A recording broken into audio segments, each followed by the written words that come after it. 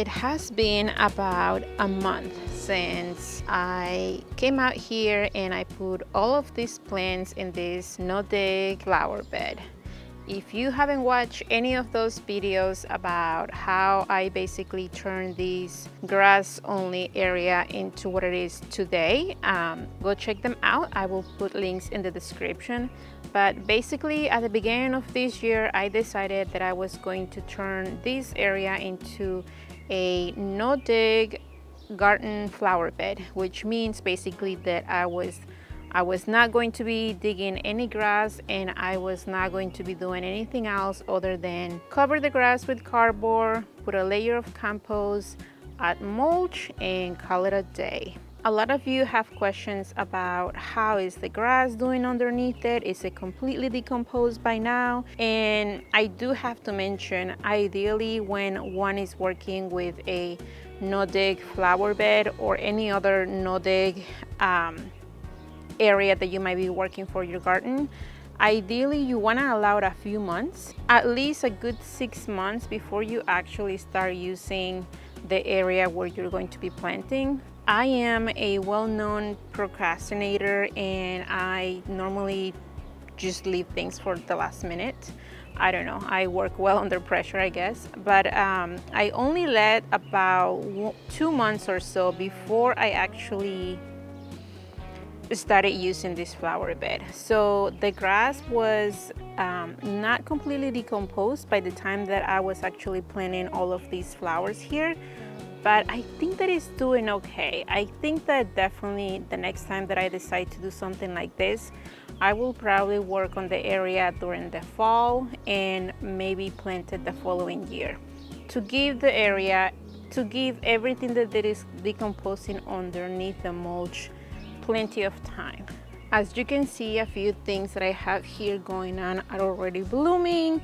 I have the salvia, beautiful Victoria blue salvia here blooming already, and I just love this plant. It's so reliable, it doesn't give me any problems, and I just love it. If you remember, I planted a couple of hyacinth bean vines over here in this beautiful obelisk that my husband built, and they're doing okay. They're not growing quite a lot, and the vines are actually reaching out. The leaves are kind of skinny, they don't look completely healthy. It could be a combination of a lot of things, but overall it's not dying, and that's a win already. The gladioli that I have growing here as well, they're just taking off. I never had any gladioli in my garden, and I am just happy seeing how they grow, how vigorous they're looking and healthy as well. And another plant that I'm actually really excited to see how it does is the straw flowers that I started from seed. I got one here that is already blooming, and I am really enjoying how they're going. I have some straw flowers in containers, and they're also growing really tall as well. So I am excited to see how they do. One of the things that I noticed this year for my whole garden, not just this bed, the whole garden in general, is that I seem to have a problem with roly-polies. I know that they're supposed to be part of the soil. I know that they're there to help things decompose. But this year they decided to start eating my flowers and my vegetables and some other things as well. And my dahlias, I am a bit worried about my dahlias because the tubers seem to be rotting. I am keeping an eye on how much water I give them, and some of them seem to be doing really great, while others are just looking pitiful. I actually already dug out one of these dahlias here, and I replaced it, and it's doing the same thing. So I don't know, it could be that this bed is just not quite ready for plants to be growing because of whatever the grass is doing underneath. But I am not too crazy right now about, trying to figure out what's going on. The plants are looking okay. They are growing. Some of them are blooming. Some others are on their way to bloom. and I'm okay with that. I'm happy with the results. The boxwoods that I have here, the small boxwoods, are looking very healthy. I am very happy. I keep watering them at least once a week just to make sure that they have some moisture, and that birth bath is probably getting clean at least once a day. The birds absolutely love visiting that little bird bath there, and I am very thankful that my husband was able to give me access to water on this side of the house, because I had to drag the hose all the way around the house to come and give these flower beds some water. But he finally decided to give me a spigot outside so that I could have easy access to water. And the birds absolutely love standing on top of that obelisk. Several times I come out here and I see a few of them hanging up there, but that also means that I have a lot of cleanup, because they leave a lot of things behind that I just have to be cleaning and cleaning and cleaning.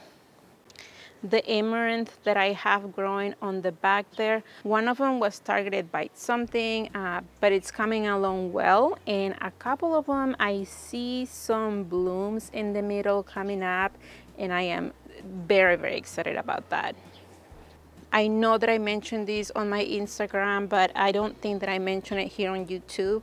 But these huge boxwoods that you see here at the beginning and at the end of the bed, they were actually free. I was driving around one day going to my doctor's appointment, and I saw a landscape company digging this out from one of their areas where they take care of.